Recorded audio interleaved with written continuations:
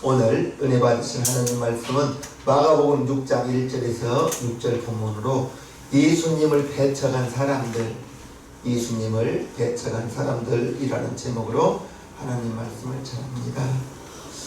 저와 여러분들에게는 다 고향이 있죠. 서울서 나신 분들은 서울이 고향이고요. 고향이란 것은 생각만 해도 좋고 내가 나하고 자란 곳이요, 부모님이 계신 것이요, 형제와 함께 자란 곳입니다. 생각만 해도 마음이 평안합니다. 마음이 푸근합니다. 무엇인가 그냥 넉넉해지는 것 같은 것이 고향인 것 같아요. 그런데 어느 날부터서는 우리가 이렇게 무슨 서류를 쓸 때 본적을 잘 쓰지 않습니다. 본적이라는 본적을 쓰는 그 란이 사라졌고, 고향이 어디냐고 물어본 것이 이제 어찌 보면 좀 실례인 것도 같은 그런 분위기가 되고 말았어요. 저와 여러분들은 다 고향이 있습니다. 우리 예수님도 고향이 있어요. 예수님이 태어나시기는 베들레헴에서 태어났어요. 그런데 예수님이 자라신 곳은 나사렛이라는 동네입니다. 나사렛이라는 동네에서 태어났고, 예수님이 호적하러 가다가 베들레헴에서 태어났고, 자란 곳은 나사렛에서 자랐기 때문에 나사렛 예수라고 나사렛이라는 말을, 동네 이름을 붙이는 것입니다. 오늘 본문 1절과 2절을 보겠어요. 예수께서 거기를 떠나사, 거기가 가버나움입니다. 가버나움 동네에서 무엇을 했죠?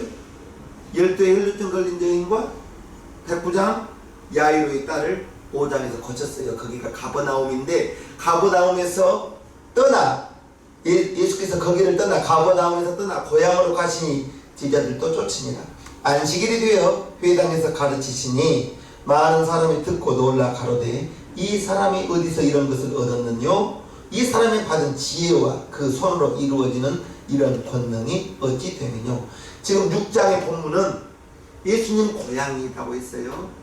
나사렛에서 예수님이 안식일 날 회당에서 가르치시는 거예요. 말씀을 전하시는 거예요. 그런데 많은 사람들이 듣고 놀라요. 놀랐습니다. 이 사람이 어디서 이런 것을 얻었느냐? 이 사람의 지혜와 그 손으로 이루어지는 이런 권능이 어찌 됨이뇨? 라고 말씀하고 있습니다. 가버나움이라는 동네는 이제 나사렛이라는 동네와 30분 거리, 30분 거리면 3km, 4km 정도 되기 때문에 가까운 거리입니다. 그러면 예수님께서 가버나움이라는 동네에서 행하셨던 모든 이야기들을 나사렛에서도 들었을 거예요. 예수님의 고향 사람들도 들었을 거예요. 그런데 고향에 와 보니, 나사렛이라는 고향에 와 보니 분위기가 딴판이에요. 예수님을 그리스도로 영접하지 않아요. 이 사람이 어디서 이런 것을 얻었느뇨? 그 손으로 이루어지는 이런 권능이 어찌 되면요? 놀라기는 하는데, 놀라기는 해요. 그런데 그리스도로 영접을 하지 않는다는 거예요. 분명히 30분 거리, 가버나움이라는 동네에서 12의 혈루증 걸린 여인의 그런 소문이 들렸을 테고, 백부장 야이로의 딸을 고쳤다는 그런 소문도 들렸을 텐데도 놀라기는 하는데 예수님을 그리스도로 영접하지 않더라, 메시아로 여기지 않더라. 왜 그랬을까요? 고향이기 때문에. 예수님이 30년간 그곳에서 나고 자란 것을 고향 사람들은 다 알아요. 요셉의 아들이에요.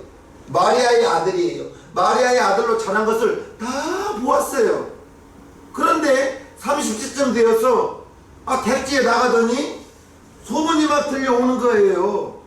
우리 동네에 요셉의 아들이, 마리아의 아들이 메시아래, 그리스도래, 죽은 자가 살아난대. 그런데 정작 고향 사람들은 그것을 믿지 않더라는 거예요. 3절을 보겠습니다. 이 사람이 예수님입니다. 이 사람이 마리아 아들 목수가 아니라 여기에 예수님의 직업이 나옵니다. 목수예요. 목수가 누가 아니냐? 야고보와 요셉, 유다와 시몬의 형제가 아니냐? 예수님의 동생들의 이름이 남자 형제들이 4명 나오고 그 누이들이, 그러면 여동생들이 누이들이라고 한 걸 보니 2명 이상이었다 말이야. 둘이라고 하고 그 누이들이 우리와 함께 여기 있지 아니하냐 하고 예수를 배척한지라. 즉 예수님의 남동생 4명과 예수님의 여동생 2명이 즉 예수님과 함께 7형제였나 봐요. 7남매라고 해야겠죠. 7남매, 7남매 중에 예수님은 맞이죠. 맞이인 거예요. 저 사람은 목수 아들 아니냐? 요셉의 아들이 아니냐? 예수님을 그냥 목수로만 보고 요셉의 아들로만 보고 요셉의 7 남매 중에 장남 아니냐? 그러면서 예수를 배척했다라고 오늘 말하고 있습니다. 예수님을 영접하지 않아요.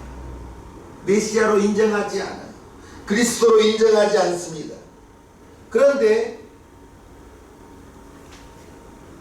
예수님을 배척한, 영접하지 않는 것은 나사렛뿐 아니라 요한복음 1장에도 나옵니다.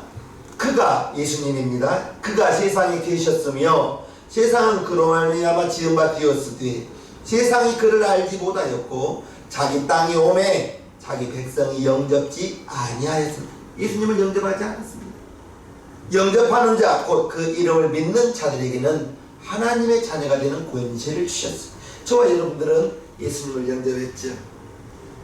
나의 구세주로, 나의 주인으로 영접해서 저와 여러분들은 하나님의 자녀가 되었다는 것 믿으실 분 아멘. 아멘. 우리는 하나님의 영접, 하나님의 아들을, 독생자 예수님을 영접하여 하나님의 자녀가 되는 권세를 받았다는 것을 절대 잊지 마시기를 바랍니다. 그럼에도 불구하고 이스라엘 백성들, 나사렛 사람들은 대다수가 예수님을 영접하지 않았습니다. 예수님을 내쫓았습니다. 무시했습니다.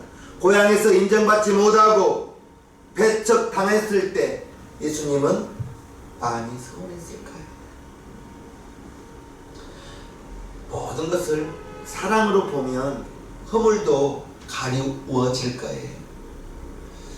오늘 예수님은 고향에 오셔서 소수의 병인만 고쳤다고 나옵니다.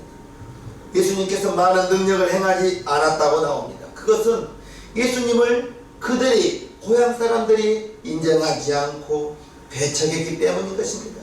고향 사람들이 말해요. 저 사람은 목수가 아니냐? 요셉의 아들이 아니냐? 분명히 맞아요. 30년간 요셉의 아들로 자랐습니다. 목수였던 게 맞아요. 그들이 말한 것이 전혀 틀린 말은 아니에요. 그런데 그들은 어제의 예수, 목수였던 예수만 알고 이제 예수님께서 30세가 되어 공생애를 시작할 때 요단강에서 침례 요한에게 침례를 받고 성령이 임합니다. 비둘기의 형상으로 성령이 임하는 걸 많은 사람들이 보아요.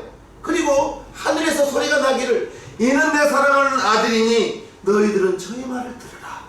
그러면서 하나님이, 예수님이 침례받고 올라올 때 하늘에서 내 아들이라고, 내 아들이라고, 이는 내 사랑하는 아들이니 너희는 저의 말을 들으라. 하나님이, 예수님이 자기 아들이라고 하나님이 말씀을 해 주시는 것입니다. 그런데 나사렛 사람들은 어제의 그 예수만 아는 거예요. 30세까지 자랐던 그 목수였던 그 예수만 아는 거예요. 3절 다시 한번 보겠어요. 이 사람이, 예수죠, 예수님. 이 사람이 마리아 아들 목수가 아니냐?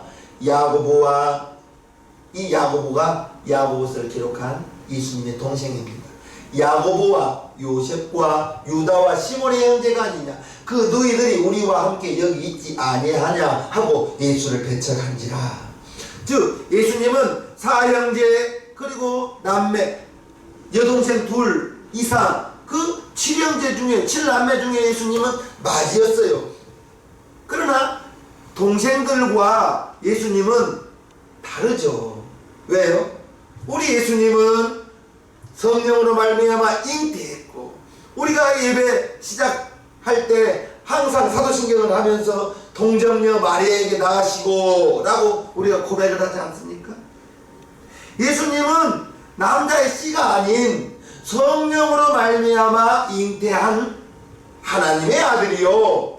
그리고 예수님의 동생들 야고보, 요셉, 유다와 시몬, 그리고 그 누이들은 예수님 마리아가 이제 예수님을 출산한 후에 요셉과 결혼하여 낳은 아이들입니다.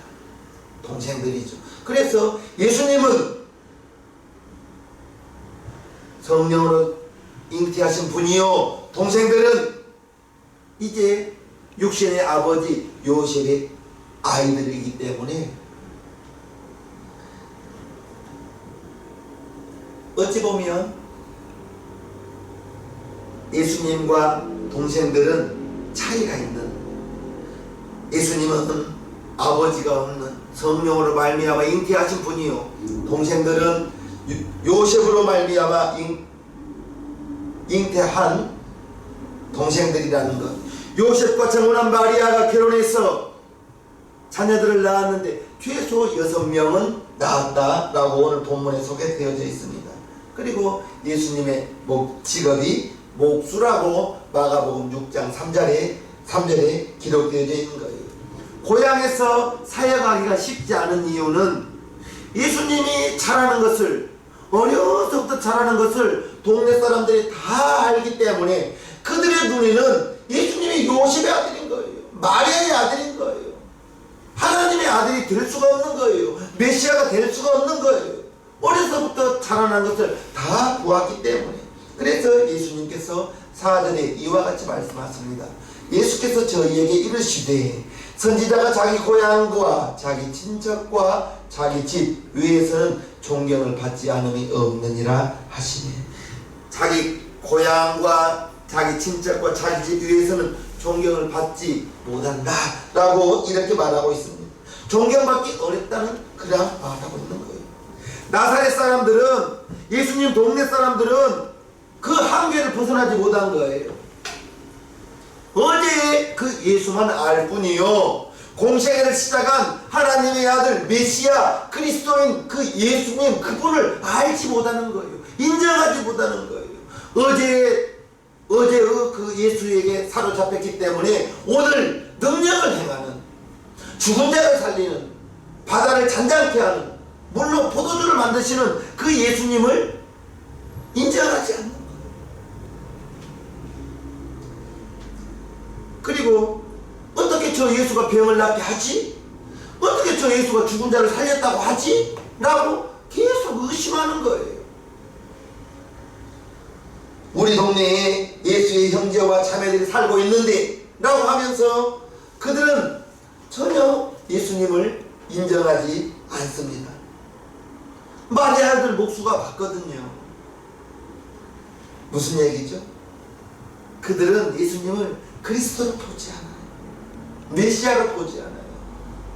30년간 자랐던 그 요셉의 아들로만 보고, 30년 동안 목수의 일을 했던 그 목수 예수만 알기 때문에 그리스도로 메시아로 알지 못하는 것입니다. 저와 여러분들이 예수님을 그리스도로 인정하고 마음에 영접한 순간 우리에게는 이제 하나님의 자녀가 되는 권세가 주어졌고, 나아가 성령이 우리 육체를 성전 삼고 우리 마음 가운데 오셔서 우리를 하나님의 자녀로 인쳐주시고, 나사렛 사람들은 그저 어제의 그 예수만 바라보고 있기 때문에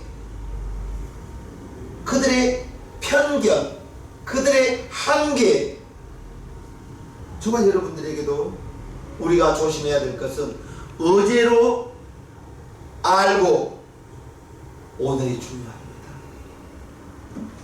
어제보다 오늘이 더 중요한 거예요. 오늘 그리고 내일이 더 중요합니다. 우리는 하나님의 말씀을 들을 때 머리로 알아서는 안 됩니다. 마음으로 믿어져야 됩니다. 마음으로 믿어져야 됩니다. 우리가 주님을 바라볼 때, 우리가 주님을 생각할 때, 우리가 주님의 말씀을 들을 때 우리에게 미리 내가 생각하면서 내가 결정을 내려서는 안 된다는 거예요. 오늘 4절 다시 한번 봐요. 예수께서 저희에게 이르시되 선지자가 자기 고향과 자기 친척과 자기 집 위에서는 존경을 받지 않음이 없느니라 하시며, 선지자가 자기 고향과 자기 친척과 자기 집 위에서는 환영을 받지 못하기 때문에 내가 여기서는 아무런 능력을 행할 수 없다라고 말하고 있는 것입니다. 가버나움 동네는 예수의 소문을 듣고 백부장이 사람을 보내어 예수님을 동네로 초청하잖아요. 그런데 이 나사렛은 예수님이 스스로 갔는데 그들이 예수님을 환영하지 않는다. 가버나움 동네와 나사렛이라는 동네가 예수님을 맞이하는데 전혀 분위기가 다른 거예요. 그래서 예수님은 그곳에서 주님의 능력을, 주님의 말씀을, 주님의 은혜를 입을 수 있는 기회가 있음에도 불구하고 나사렛에서는 소수에게만 병을 고쳐주셨다라고 말하고 있는 것입니다. 주님의 은혜를 받을 수 있음에도 불구하고, 주님의 말씀을 들을 수 있음에도 불구하고 예수님은 나사렛 고향에서 능력을 행하지 않았다는 것입니다. 나사렛 사람들의 편견, 그들의 한계를 통해서 하나님의 능력을 제한해 버리더라는 거예요. 이사야서 42장을 보면요, 내가 붙드는 나의 종, 내 마음에 기뻐하는 나의 택한 사람을 보라. 내가 나의 신을 그에게 주었은즉 그가 이방에 공의를 베풀리라. 이제 하나님께서 이사야 선지자를 부를 때 내가 붙드는 나의 종, 내 마음에 기뻐하는 나의 택한 사람, 하나님께서 이사야 선지자를 택하고 하나님께서 이사야 선지자를 붙들어 주셨고 이제 그에게 이제 하나님의 신을 주어서 이방 사람들에게 하나님의 공의를 베푼다라고 말하고 있습니다. 이사야 선지자를 택하여 이사야 선지자를만 부른 게 아닙니다. 저와 여러분도 하나님께서 저와 여러분들을 부르시고 택하여 주시고 우리가 오다 가다 갈 데 없어 여기 있는 게 아니잖아요. 세상의 교회가 얼마나 많아요. 그러나 여러분들이 용산 신앙교회에 오셔서 함께 신앙생활하면서 하나님께서 여러분들을 한 명 한 명 지명하여 불렀다는 것, 나의 택한 사람을 보라. 저와 여러분들은 하나님께서 다 택하여 주셨다는 것, 이제 붙들어 주신다는 걸 꼭 기억하시고, 그런 확신이 있다면 하나님이 나를 불러주셨다, 하나님이 나를 택하여 주셨다, 그러면 구원받은 은혜로 신앙생활을 하면서 하나님께 이제 내가 하나님을 위하여 무엇을 드릴 수 있을까, 내가 교회를 위하여 무엇을 할 수 있을까, 그게 고민되어지기 시작합니다. 내가 구원받았음에 감사해서, 내가 구원받기 위하여 우리 예수님 십자가에 못 박혀 죽어주셨고 그 피 흘려주셨기 때문에, 예수님 고통당하여 주셨기 때문에 내가 나의 모든 죄가 다 용서 안 받고 내가 우리 성도님들이 하나님의 자녀가 돼. 그래서 우리는 하나님의 사랑에 빚진 자입니다. 1만 달란트의 빚을 진 거예요. 그것을 갚아야죠. 은행에 대출을 하고 3개월에 6개월에 혹은 매달 무엇을 냈죠? 대출을 안 해봐서 모르시는구나. 은행에 대출을 하면 이자를 내야 되는 거예요. 매달을 내든지 3개월에 6개월에 한 번씩 내든지 내야 되는 것입니다. 우리도 하나님의 사랑의 빚을 졌기 때문에 그 은혜를 어떻게 갚을 수 있을까? 주님의 몸된 교회를 위해서 나는 무엇을 할 수 있을까? 그게 하나님의 사랑의 빚을 갚아나가는 방법입니다. 내가 무엇을 할까? 무엇을 할 수 있을까? 그게 고민되어지고 그게 기도의 제목이 되기를 바랍니다. 하나님이 나를 이곳에 부르시니, 하나님을 나를 구원받게 하신 이유,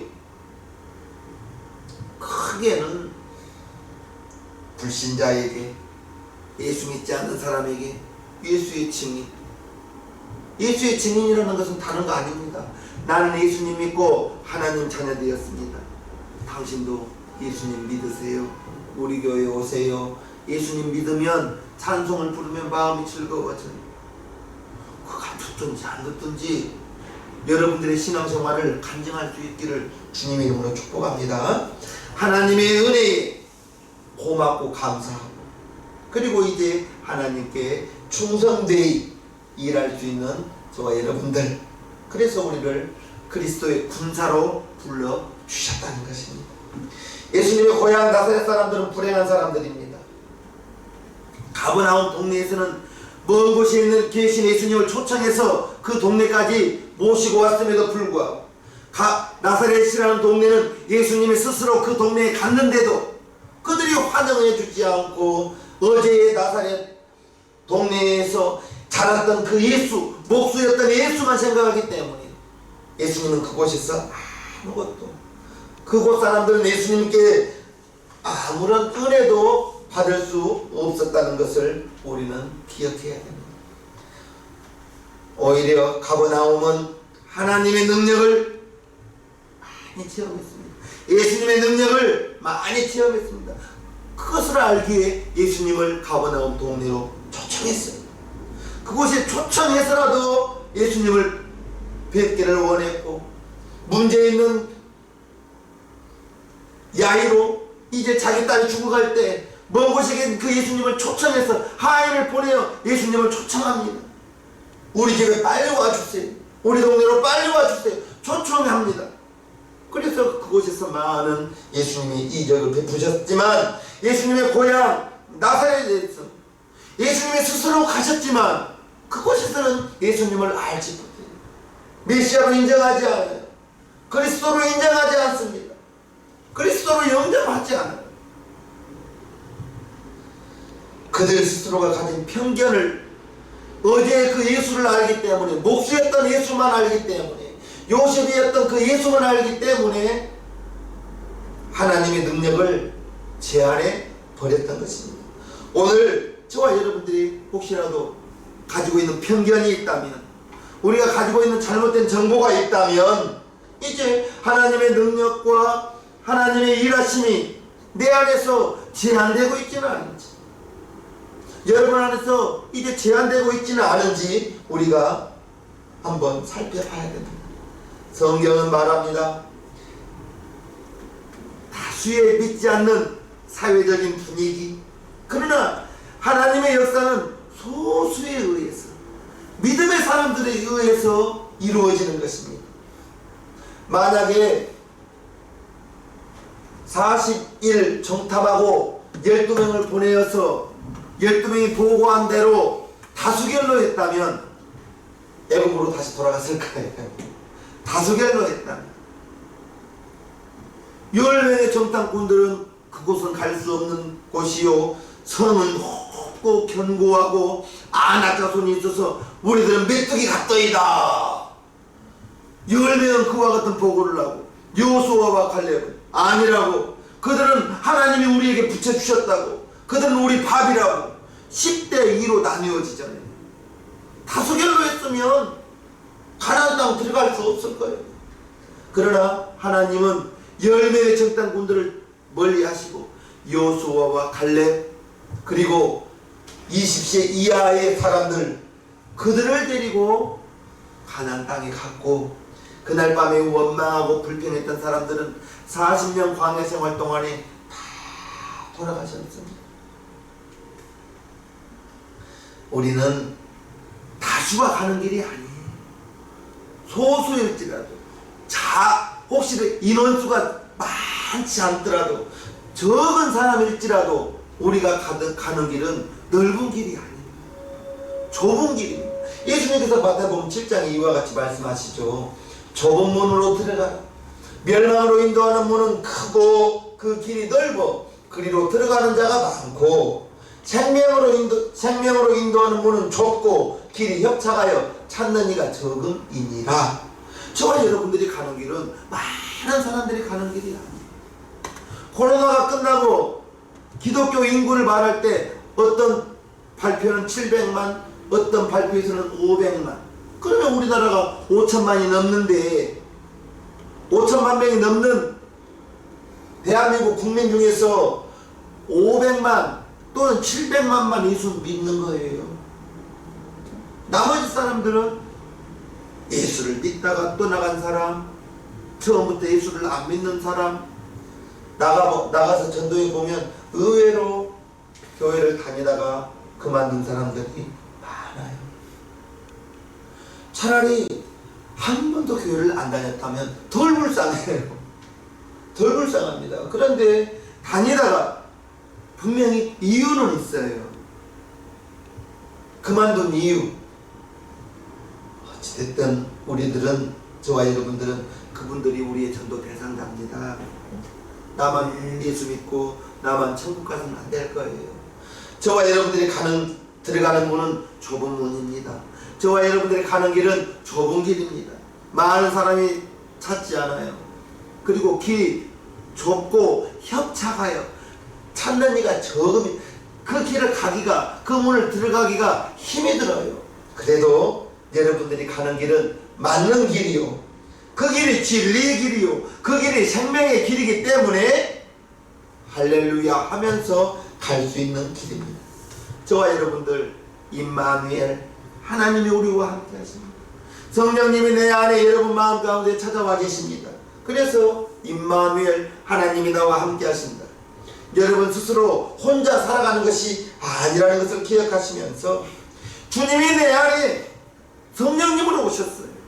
여러분 안에 성령님으로 오셨다는 것을 꼭 인정하시고, 주님이 주시는 먼저는 마음의 평안을 주십니다. 마음의 기쁨을 주어요.